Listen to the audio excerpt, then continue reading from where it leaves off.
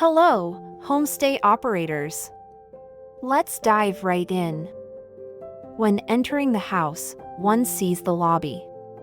So, it's important to keep the lobby clean and tidy. This is the lobby of my homestay. Before I clean up, I'll move the stuff around and arrange it a bit.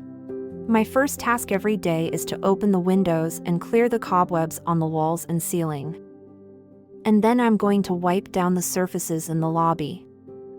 I use glass cleaner to thoroughly clean the doors, TV screen, tables, windows, and coffee table. My lobby is small, so I don't have a lot of items.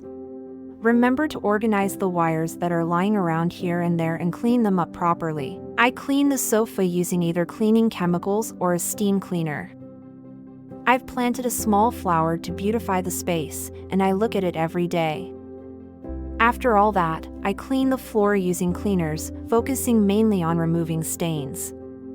I scrub hard with a brush when needed, then thoroughly mop or lightly wipe the floor, and finish with a bit of vacuuming. Now all my work is done. While studying, I kept some books in the lobby and arranged them neatly. I also put some toffees in a small jar on the coffee table. A little tip from me.